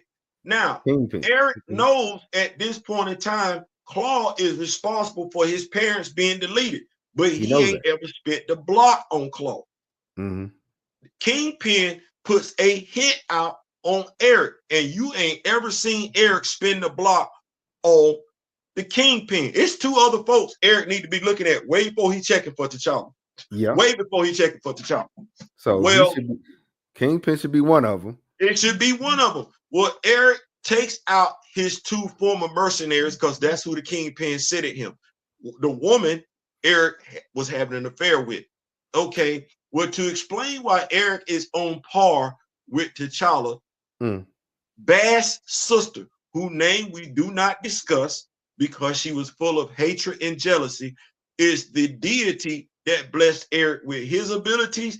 So it makes sense that Eric was able to defeat T'Challa at Warrior Falls. Yeah. Hold on. Now, this is where we about to get into this. Because you mentioned Bassett, right? You mentioned because that's the patron deity for the Black Panther, correct? Now, the person who is not named, I'm certain, especially dealing with vengeful and anger, maybe Sekhmet. We can say that. I mean, what we've done in the Council of Wakanda Black Panther fan group is trying to make it make sense. What's the name of the council again? I'm sorry. What's the name of the council? It's official. They got a council. I want to hear this. What's the Council of Wakanda? We try and make it make sense. It's everybody else got a fan group where fan groups can go in and make sense and everything like that. And we want it to make sense. We understand that we don't want to be the, how can I put it? It's not a group for folks that just want to be fans. We want to be knowledgeable. We want to own that knowledge no differently than Star Trek fans speaking Klingon. Oh, they serious too. Like, yeah. So we're not doing it to be popular. We're doing it to be accurate. That's what it is. We want to, that character means something. And so we want to be official with it, as official as possible. We're going to tell it what it is. We're not telling folks what we want them to know. No, we give you the history that's there. So just for those who just jumped in, who can't make the class, everybody saying, say what now, and all the words, wait, what, and whoa, and dang, that remade the origin story. I'm gonna tell you what had happened was, for those who can't make the class, what had happened was, I just found out Killmonger is not T'Challa's cousin. No, that's why. Let me tell you something. I'm sitting there watching Black Panther. I'm in the movie theater, and I didn't took the lady that I'm with at the time, right? And and shout out to the brother that played in Ujumbe and everything like that. He did an awesome job. And so when I'm looking at him in the room and everything like that, and he said, "You won't knock again. You won't knock again." Yeah, I'm like, what the dude said. When he said in Ujumbe, I'm sorry. This is what I said. I said, who the fuck is in Ujumbe? Right. They made up a name. He would have been a great Scion. That's the sad part about it. He would have been a great Scion. But then you give him in Ujumbe, and then I'm sitting up here like, when T'Chaka killed him, I could have walked out the movie theater then. Because I'm sitting up here saying to myself, hold on. And this is what black representation. Yeah. When T'Chaka got deleted, when T'Challa was a kid, not when T'Challa was grown. Mm-hmm. When T'Challa was a kid, I'm talking about pubescent, like he ain't got no pubic hair. That's what I'm talking about. Yeah. When T'Challa was a kid, Sion raised his children. When T'Chaka got deleted, Sion did what any honorable brother would do. He raised his brother's children. Now I want us to think about this for a second. The oldest child was adopted, not black, and he raised him. The son and the daughter he raised them. Now we talk about black imagery. You know how powerful that is. See, I'm getting passionate right now. You know how powerful that is. He raised them, and he never tried to holler at his brother's sister. I mean, his brother's wife. He never tried to holler at the widow. See, we can't get that. Oh, I'm finna talk now. We can't get that on Oprah. Because see, between what Tyler Perry finna give us, somebody finna do something shady. See, we can't get that on Stars. Because see, between what they producing over there, somebody finna do something shady. We can't get that on VH1 with these black reality shows. Oh no, because somebody finna do something shady. But right here in the Black Superhero, the movie that the MCU has, when you got Kevin Feige saying he finna do something that's respectful, well, you gotta tell me what's respectful about that, because I ain't feeling the respect. Had that dude delete his own brother, because now I'm finna get him. So within the first 5 minutes over of a piece of metal, over a piece of metal. Wait, you want to tell me you the super hot producer? You want to give me what's outside your window? Well, all I know is Clarence parents had a real good marriage. That's all I know. So I don't know what you got going on outside your door, but in your home, you have the nuclear family. Yeah. But you as a writer, when it comes to the big screen, you giving me black drama, black trauma, black tragedy. And folks like to look the other way else. No, you had a brother delete another brother. Yep. Right there. What's more impactful? The brother deleting his brother, or the brother raising the children of his dearly departed brother? What's more meaningful? Wow. One's raising his own children, raising the children. Right. Yeah. What see what I'm saying? So when you remember that question you asked earlier, why was I done with the MCU? When this you is know one of the better, reasons, y'all. when you know better, you do better. Yeah, Sam ain't broke. Yeah. Sam ain't broke. He should be balling out of control like everybody else. Balling out of control. Lamar Hoskins ain't dead. Hold on. Fastos ain't gay. He married to a white woman. But, and I'm not saying gay is a bad thing. It's not. It's just what you are. But why, if we care so much about the Eternals, why didn't we create a gay Eternal? Last I checked, shout out to Mr. Smith, only 90% of the Eternals are heterosexual. Only 90%. So it's 10% of them out there that's gay. And if we can create Njobu, that's what we did, right? We created Njobu. We did. Okay, so why we can create a black male gay Eternal. We could have. We if you know how to create, if you're a writer, just write them in. Yeah. So like I said, when you know better, you do better. And I love my people. Yeah. I love us. And I've sat back and I've thought about, reflected on when television changed, entertainment changed. You and I were trying to figure out whether or not we were going to watch Different World or Living Single because it came on the same night. And then somewhere along the line, Flavor of Love was it. God. Yeah. See, we watched it, but we watched Flavor of Love for entertainment, but all entertainment ain't good entertainment. Exactly. They hit us with I Love New York. Yeah. Real Chance at Love, For the Love of Ray J. and it's still Just going on. reality shows, just reality, Yeah, Housewives of and Atlanta and all that stuff. they Yeah. replaced Family Matters. They replaced the Different World. They replaced the Cosby Show.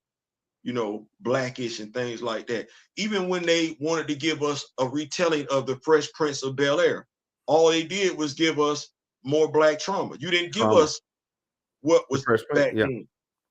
And that's what we're getting. That's what we get. We can't even get you talked earlier about, what we used to get during the holiday season.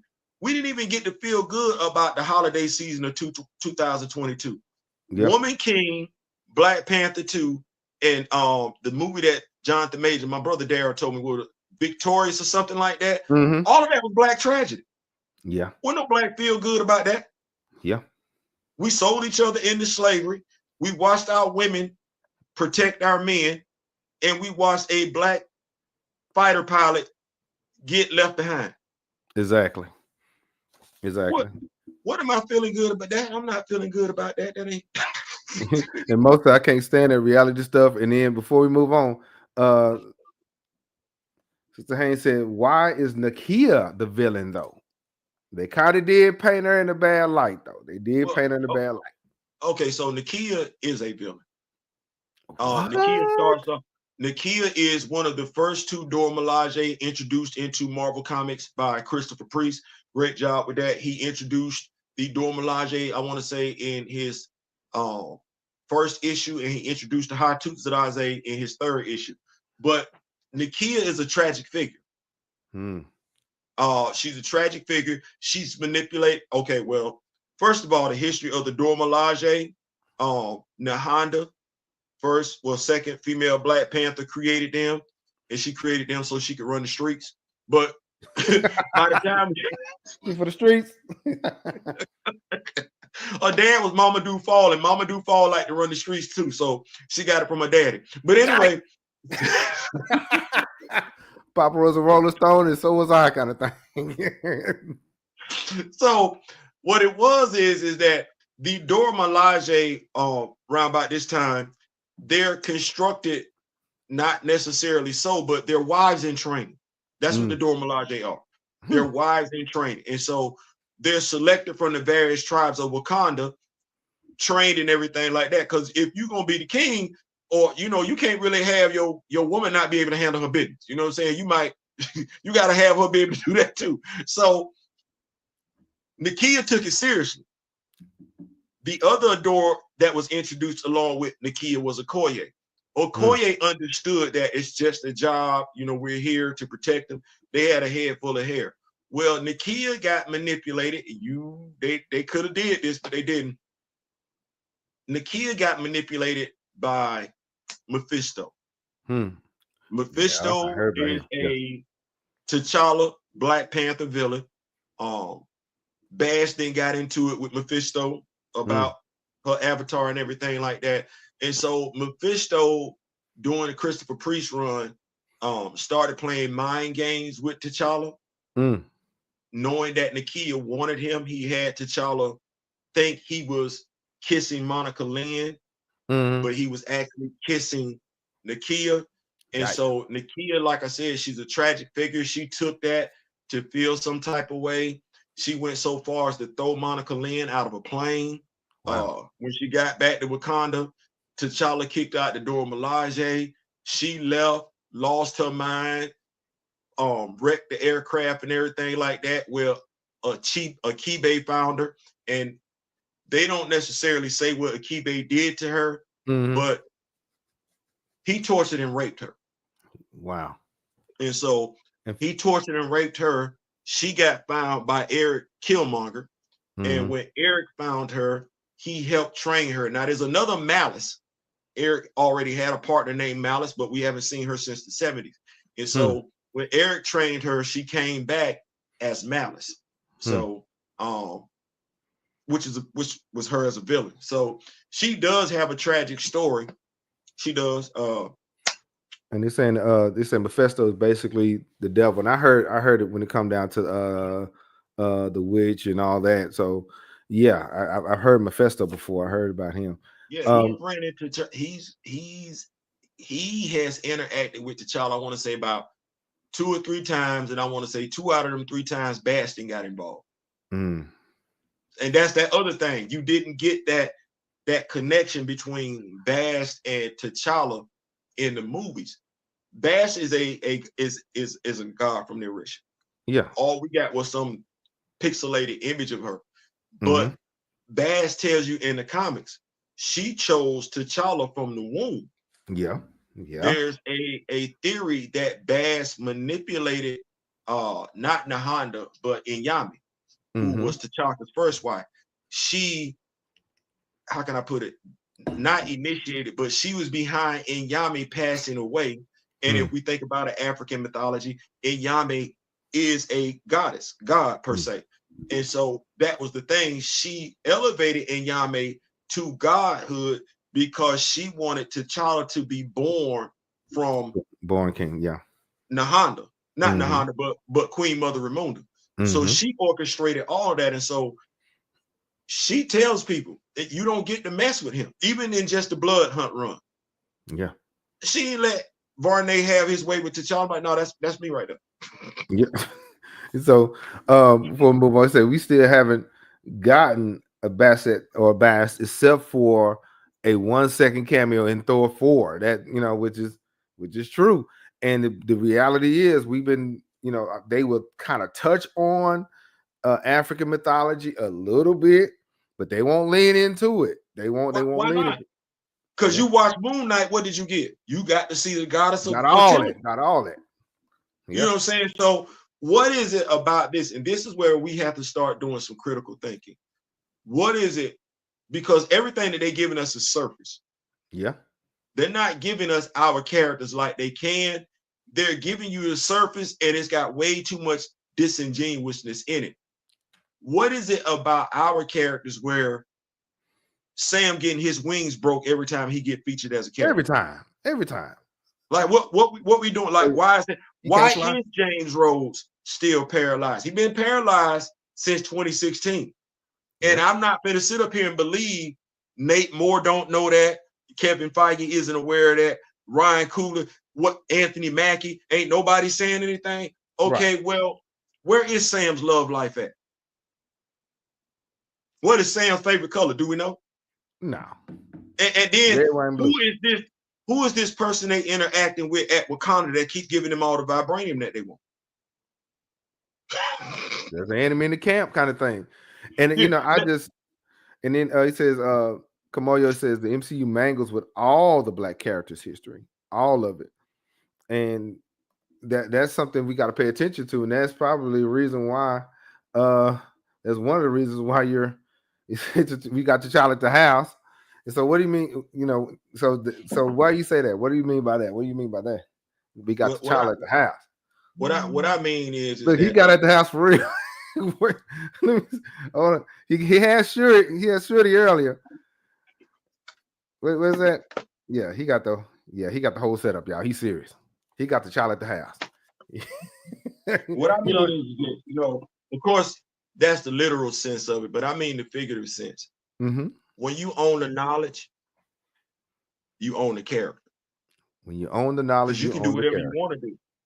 You own the character. Nobody can. When you own the knowledge, you own the character. Like we'll have discussions about, well, because you're gonna do a versus soon. Yeah, we're about to get into that. Hold on, we still got to do a versus. I know what T'Challa is capable of. I ain't got to get into no back and forth with anybody, and I ain't got to get that nonsense that's on screen. If I want to, I can create a story of T'Challa, whether I use a pen or whether I use the action figures that I have. But I'm not reliant upon the BS. Yep. I'm not relying. I know why Stan Lee and Jack Kirby created that character. And Stan Lee and Jack Kirby created that character. Ryan Coogler didn't create that character. Kevin Feige didn't create that character. Nate Moore didn't create that character. And even though he did a wonderful job portraying the character, Chadwick Boseman didn't create that character. Exactly. No, whether we like it or not, two dudes that didn't look like us said, I got black friends. My black friends don't have a superhero to call their own. And what these two white dudes, some of us could feel however we want to feel about it. These two white dudes, they made the black superhero a king. Yeah. They didn't put him in. They didn't. Now this is a tough job for the average white person. Can't tell you about no story from Africa. But they took him. They didn't make him American. They didn't even make him African. Loyal to. No, they put him in Africa. Yeah. And then they said that dude is sitting on the most precious resource in the world. That's what they say. Which is true. They're not lying. And so I'm looking at like, well, okay, you're telling me you see me. And it's based on, I know, conversations that you had with me. I don't want to answer to nobody. I am my own entity. I am my own governor. I am my own king. I am my own ruler, and I don't need you for anything. I don't even answer to you.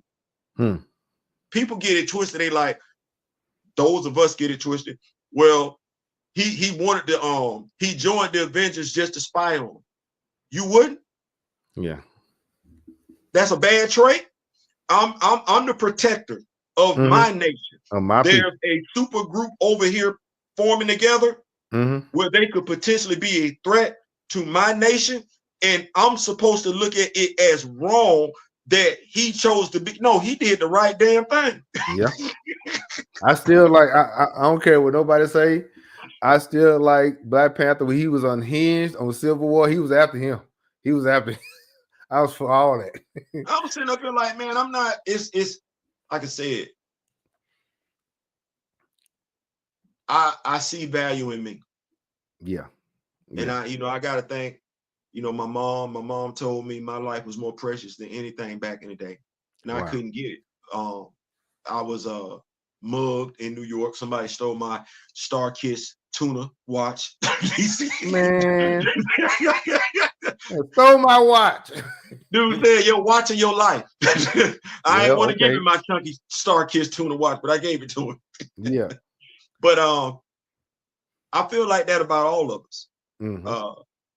That Shorty action figure was the first action figure I customized it. Yeah. And my wife told me I could do it. Wow. I said, my hands are not steady enough. She said, we're not going with that. We're going to get you some paint pens. And I had never heard of paint pens before. Wow. And I know I wanted to create that action figure. The title Griot means something to me. Yeah. Like, and I can't necessarily, I don't know if I could do it justice by putting it into words, but when you look at our history, and I grew up in the South, spent a little bit in Bronx, New York, but I can remember having conversations with my great grandmother. Yeah. And we talking about 70s and 80s. And so when you think about talking to your great grandmother back then, how many years did you go back? That's a long time. That's well over 60. Right. So, and then you look at the picture and you see a picture of your great grandmother as a baby on the wall. Yeah. Being held by her grandmother. Somebody else. Yeah. Yeah. And yeah. There's a lot of rich tradition to us. We've done some amazing things as people. Yeah. And it doesn't always have to be where we include tragedy in it. When you asked me earlier about Afrofuturism, it doesn't always have to involve tragedy. Or trauma. We've accomplished a lot. Yeah. My grandfather is a veteran. My oldest daughter is a veteran. We could tell the story of the Tuskegee Airmen in a future world, and we could leave out what transpired. Exactly. We could take that story, elevate it. We got a black fighter squadron in space. Yeah. Named the Red Tails, Scarlet Tails, or whatever. But we can leave out the trauma. You feel what I'm saying? Because we did that. We had our own baseball league. We did. We did that. There are so many Black Wall Street. Yeah. We did that. And so, yeah. But we don't get those imageries like we used to. We get told that we going through something, we cheating on all one the another. time. We hurting one another. We shooting on one another. We selling drugs to one another. You know what the sad part about it is when it comes, we don't do shows revolving around us using drugs in a healthy way, like the treatments that we know because we are herbalists at the end of the day. But we're talking, whether we're talking with over in Africa, whether we're talking over in Jamaica, you don't get those shows with somebody, hey man, my back hurt, dog. You got something for my back. got some salve, got some garlic or something to rub that. Yeah. So we don't. We need that. To me, we need that, and we need to get back to the R&B. Don't get me talking about music. We need to get back to the soul of music and everything like that. We need to get back to the brothers not being afraid to be on the corner singing 4 or 5 part harmony. I ain't saying do whopping and show stopping. You know, get back with it. You're Bird in the Midnight Falcons. Yeah, something, shoot, I'm saying that was that love though.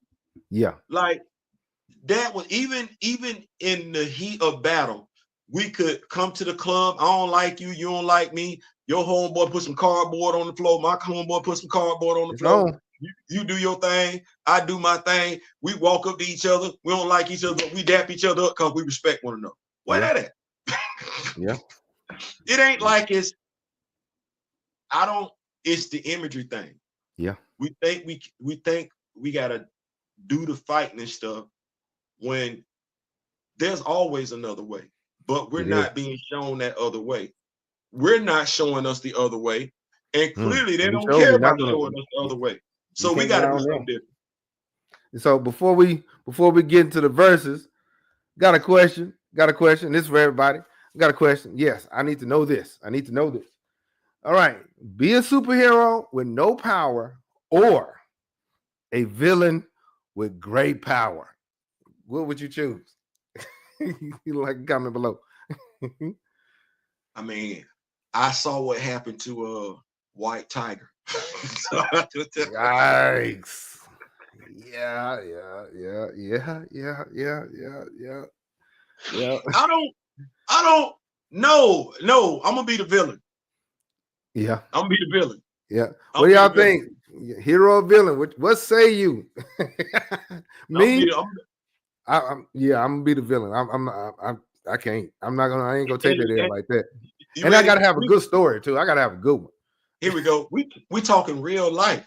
See, this ain't you ain't got no Batman plot armor in real life. Right. No. Mo said he want to be the villain. Kamoyo said, give me the power, give me that power. Yeah. And Kiara said, we need a part 2 with you. Yeah, we're gonna bring him back. We ain't done though. Listen, you can't be sitting up there getting your back broke as a superhero and you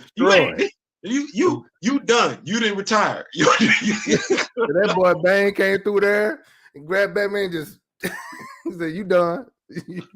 I don't care about none of that. I mean, he said, I'm gonna take this juice and I'm finna straight up wreck you, Batman.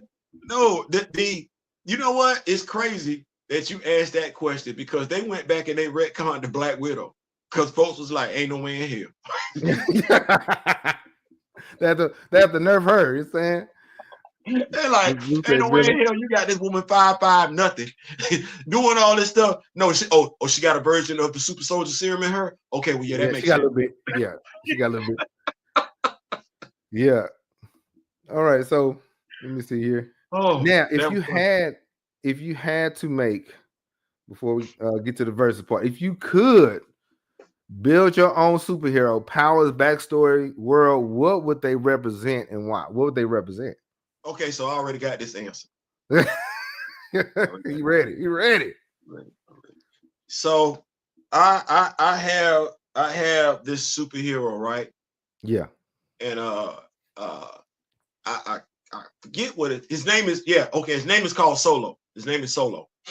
Yeah. And you've seen Solo. You've seen it because I got an action figure. Yeah. Solo. Oh, Solo is American, but he's a Marine. Well, once a Marine, always a Marine. You know. But he's part of the Wakandan exchange program.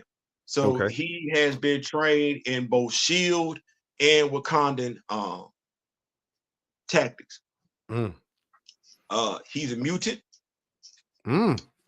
He's a mutant, and he does have superhuman strength. It ain't all that. He ain't Omega level, but Right. what he does have, and it's the way his body reacts, Mm-hmm. is he can't be hit, Wow. not That's directly. him. Yeah. Like he can't be hit directly. You can't take aim at him with man-made or electronic devices. Mm. And the only way you could hit him is it has to be indirectly.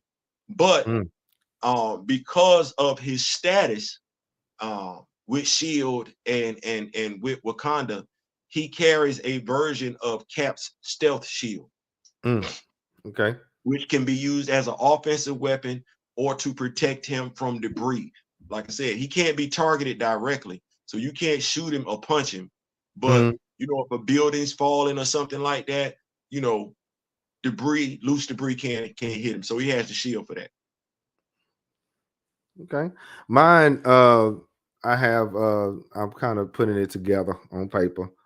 The surprise. I have a hero, but it's more of a on the fantasy, the magic level, Okay. Afrofuturism and science and things like that. So yeah, we can all write those stories and we can all make that happen. We don't have to Yes. wait on a major industry or a major studio to put it out. My thing is we got to make good stories though. It can't be Yeah. trash. We can't be. Come on, y'all. We can't keep doing Mookie trying to get out the hood kind of stuff, and Granny is tired again. Part 3. Like, come on, y'all. We got to make the story. I think the story. I don't care about the graphics. The story got to be good. Yes. Now here's the thing: a superhero story can actually spin out your own personal life. Yeah. I mean, like the story don't have to start like every story. The superhero story basically is how do you come across the powers, and you can come across the powers. I went to the grocery store. Yeah. I drunk the wrong can of I drunk the wrong milk carton or something like that. It ain't got to be, and it turns you into something instead of your stomach turning. Right. The thing is, to your point, it's the story. A good story. And Grand Madam Tarot, bless her heart and everything like that. It's the superhero's journey. Okay. Yeah. How did you get the abilities? That's the first part, because you got to have a beginning, a middle, end. In the beginning, okay, well, you got the abilities. Shortly in the beginning, you come across the villain. And more often than not, you lose to the villain early on. And so the second part of the story, which is your call to action, is you having to go through the trials and errors of getting better. You will win some battles, you will lose some, but you will win more than you lost because you're starting to realize what it takes to win. And then by the time we get into the third part of this whole thing, you are who you need to be to where you now take on the big bad that you lost to first time around, and you put pause on them. You learn from your lessons and everything like that. And we're able to see the growth of the character step by step. So, and we've done it. We're just not superheroes. You and I have went on our hero's journey. The people in the audience have went on their hero's journey. We just wasn't going to be superheroes. That's all it was. But the story is right there. We've lived it. We're just not seeing it reflected on the screen. And speaking of throwing hands, here we go. Versus. Now, I try to be tricky because I know he's a comic book extraordinaire.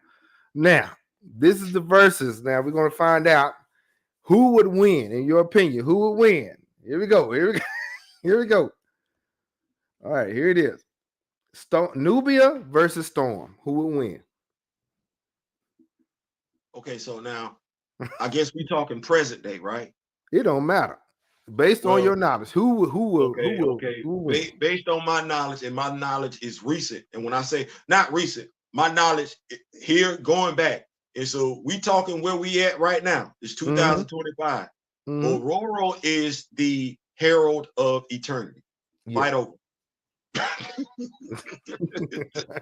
fight over. Fight. And even if she wasn't a herald for eternity, she's an Omega level mutant. I get it. I like Nubia. She's an Amazon. And for her to do some stuff, you got to be up close and personal. Yeah. Aurora ain't got to get up close and personal for nothing. So Storm will win that. Hands down. Okay. All right. All right. Here we go. Next one. Okay. Come on. No, we changed it. We changed it from Static and Black Lightning to Static and Miles Morales, because that's Okay. So the original one, y'all, for those who don't know, this is the original. Static Shock versus Black Lightning. But Theo said, no, we got to put who against who again? We're going to put Virgil against Miles, because the thing is that unless people been keeping up with comics, Jefferson Pierce can actually turn into Black Lightning. Wow. So Static can turn, and some people don't understand that melanin and electricity and gold kind of go together. Yeah, so leave Jefferson alone. Leave Jefferson alone. But who will win? Who will win? Oh, Miles and Virgil. You know what? I'm gonna go with Miles for more than Virgil. Virgil is him, but Miles got that venom blast too. Yeah, and see, Miles can always see Virgil coming. Yeah, you can't always see Miles coming because Miles can turn invisible. Wow, I didn't know that. Miles Morales can turn invisible. I didn't know that. Hold on. You got something about that. You got. Yep.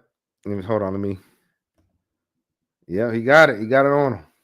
Yeah, Miles can turn invisible, but then stay with this one. Yeah, Virgil is still Virgil, which ain't a bad thing. But Miles is running around here with the proportionate strength of a spider. I don't know what we got going on. Yeah. So, and I didn't see Peter when Doc Ock had possession of his body, knock the scorpion. No, knock the scorpion's chin slap off. Yeah, and the thing is, I think they kind of make the heroes pull their punches a little bit. Yeah. So Miles put hands on Virgil this night. So we got Storm. Storm won that one, and who's winning this one again? Miles is gonna take that. Miles gonna take that. Okay, here we go. We got two more. We got Blue Marvel versus Icon. See, now this the one right here. Yeah, here we go. First of all, they're both Superman archetypes. That's what that is.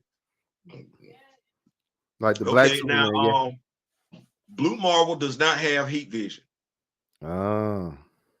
For what I've seen, Icon does. Now, Blue Marvel is powered by negative energy. That's crazy. So if you keep fighting on Blue Marvel, he just gets stronger. Yeah, but then Icon got this whole thing, because I saw Icon just taking on Brainiac and everything like that, and I didn't know Icon had tactile telekinesis. Now, for those that don't know, that means that you don't need to run up on this dude as a machine. He's taking that apart. Yeah. He's taking it apart with his mind. With his mind. Like, that ain't what you want. Like, wow. But like I said, he's got this heat vision. So, but then I got the dude that's powered by negative energy, and I'm like, Yeah. That ain't going nowhere. And then if and if they're unhinged and they really get the throw down.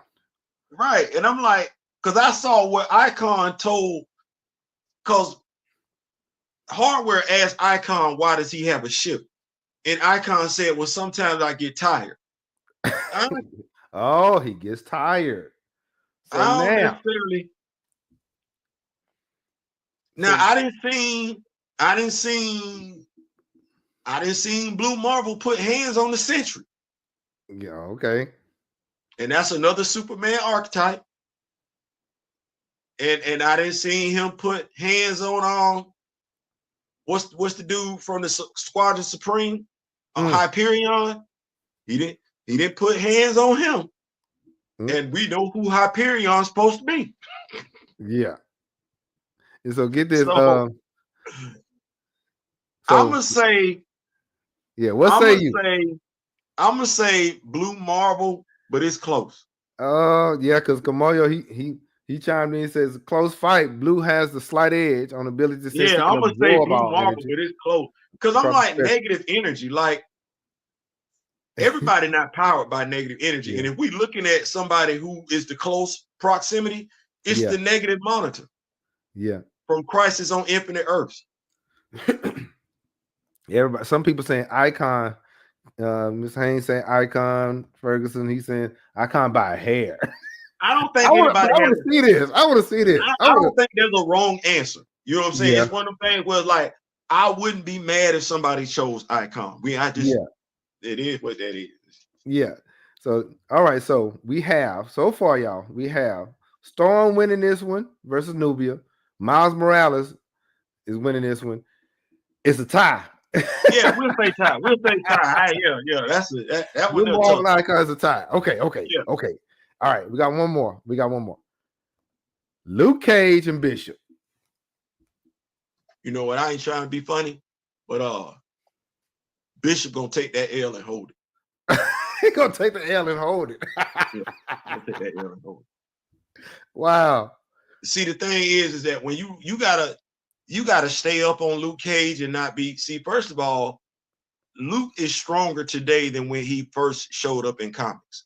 Mm-hmm. And his classification for his strength is the more he works out, the stronger he gets. Yeah. Like the more he. So that's not what's going on with Bishop.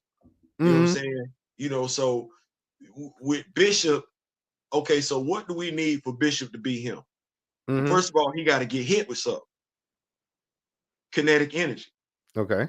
Well, and I get it. He gets it and he redistributes it like T'Challa's habit. Yeah. Yeah, but so Luke, we looking at Luke, and what we don't be thinking about is Luke is stronger than a calm Hulk. Wow. He didn't start off that way. He didn't. So you would be, because Lucas Bishop is by and large human. Like he a mutant, he can do some stuff. But the skull is still the skull. That ain't no vibranium. That ain't no vibranium. No, so what you gotta hope, if first of all, who didn't hit you to the point where you powered up? Like who shot you? Because Bishop relies on a description. Well, he relies on being hit with kinetic force to redistribute it. Well, if nobody hits you with it, you and Luke just walk up on each other. When Luke hits you, that's it. Yeah, it's a wrap. That's a wrap. Like we on some invincible stuff. Yeah. like that's what that's gonna be. Like whatever you think the Viltrumites, when they hit somebody, that's Luke hitting damn near everybody that we didn't put in his verses. Yeah. It's a wrap. We do not know how Luke is based on the Netflix show. Yeah. And they kind of just nerfed him a little bit with that. Right. Netflix. They kind of if you read his last run, Luke Cage Gang War, or Gangland, whatever, that still don't give you Luke ain't a street level hero. He's a world-ending threat superhero, We just but don't they try see to him really put him on street level though with yeah, punishing them. no, They try to do that. no, And so Luke, I I don't. think You no, you're not running. You part of an empty. You part of just a regular street gang. You're not running up on Luke. no, you're not. No, no, bro. Them YNs ain't walking to him like that. Come on. Like, here we go. Wolverine. No. Wolverine. Logan, he better give Luke. First of all, Logan will get folded like some Yeah, he gonna get folded. And I mean, because I don't want folks thinking Luke might not be able to break adamantium, but I don't want you to think he can't bend it. Right. Like I don't want us thinking like that. Like, no, Logan don't need to run up on like Luke is Luke for real. he may run over there, but he's gonna leave limping. You know, it's like what we doing, like, and this was the biggest thing going back to it. You know who run the defenders? That team of defenders that we saw with Luke, Daredevil, Jessica. It was Luke. Wow. Luke is the leader of the defenders. It's not Matt. Yeah. And that's why I be talking about our representation. Did we really need for Matt to run the defenders? What would that have done for our people to see Luke run the defenders? Representation. And then Kamoyo, real quick, he said Luke gets stronger every year. Also, he tanked a nuclear blast point blank. Luke also has ridiculous hand-to-hand skills. Bishop would have to attack from range and never let him get close. Yeah. So the people are saying, matter of fact, let me see let me see. What's the vote? The people are saying Luke Cage. Yep, Luke Cage. And then Kamoyo, he went on to say Bishop would need the hammer of Dawn from Halo to stun Luke, to take him down. It's one of Luke. Luke is a smart juggernaut. That's what he's saying. Luke is for real, and we don't get to see it like that because of how they write it. No, Luke is for real. Yeah. Wow. Man. You don't want that. Yeah, that sweet Christmas. Okay, you gonna get that work too. Listen, he don't. And Luke is the dude that's like, hey, I'm married. I got a daughter. I'm trying to chill. You know what I'm saying? Yeah, I just want to be good. Don't start it if you can't finish it. Leave me alone. I'll leave you alone. Matter of fact, Ferguson, he says, hold on. Kamoyo said Luke chased Dr. Doom to get his money. Because Dr. Doom's supposed to be him. And listen, Luke I think it was $50. Buddy pulled up. Give me my money. Buddy pulled up like it wasn't nothing. Now here's the sad part. He pulled up in Latveria for $50, and Vic couldn't do nothing with him. This the same Vic that's gonna raise hell and high water over there in Marvel. Yeah. Luke pulled up. Yeah. I need my 50. Vic hit him with some stuff. Trying to get this dude to stop. Vic was like, you know what, man? How much I owe you? Yeah, what you say, 50? Yeah. Here you go right here, big dog. Wow. And Kamoyo, he said, no, it was $20. See? Wow. I need my money. It's principle. Could you imagine? It's about principle. Listen, this same dude right here that's getting ready to run everybody and their mama a fade. A brother pulled up to his addy.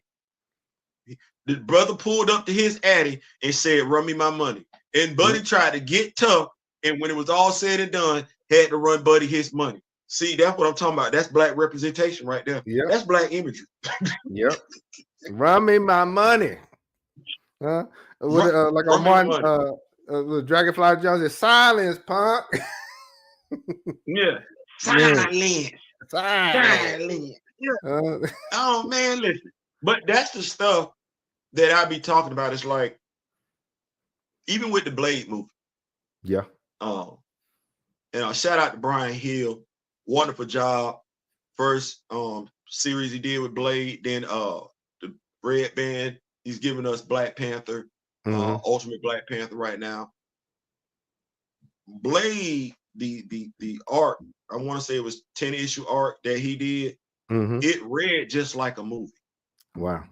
It read just like a movie. And I want to say it started in like 2022, but it's one of those things where it's like, okay, you want to put out a Blade movie. Why not just adapt what you got in the comics? That's what I'm people ask saying for. this to say this as a comic book fan, but I'm also somebody that enjoys a good movie, right? You didn't have to be a Blade fan, know anything about Blade other than what you saw in the first 3 Blade movies. You would have enjoyed this movie. This comic book, issue 1, opened up damn near like the first Blade movie opened up. And everybody remembers that. Yeah, exactly. You got folks showing up. It's a party. You can literally hear the music in your background while you're reading it. Wow. And it's a vamp party. And instead of Blade showing up, standing on his 2 feet, he pull up in his car. And guess what his car has? What? UV headlights. Wow. Oh, that's a wrap. He frying his everybody. car had UV headlights. I'm reading the first issue and I'm like,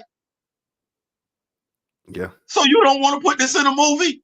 We ain't seen no UV headlights in no movie. What is the problem? Yeah. Man.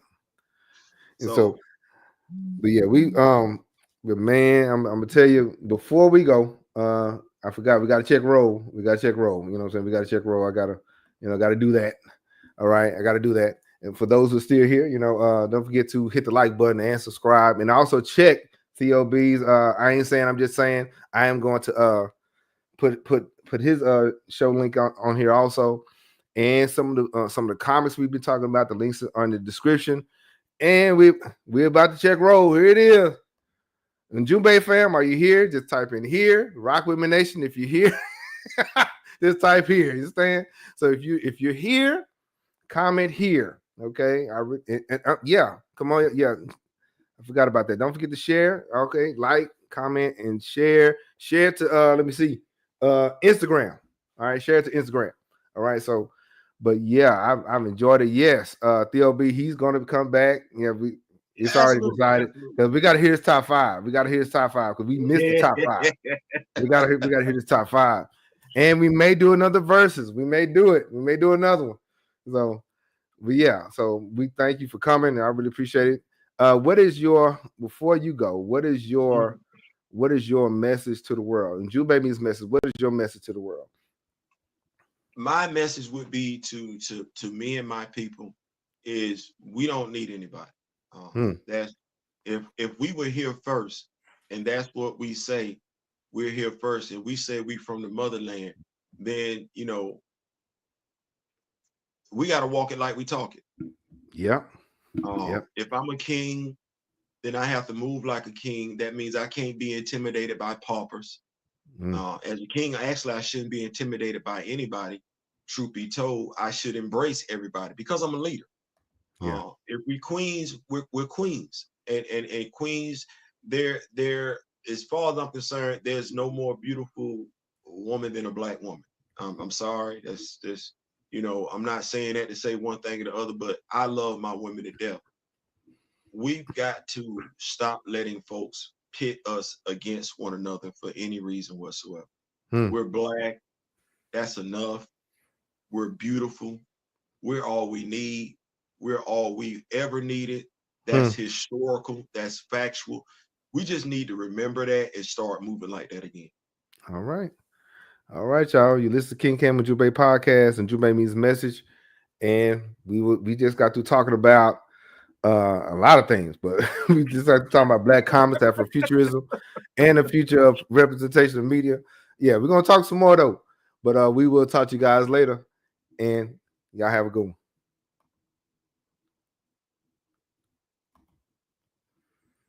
Man, that was good.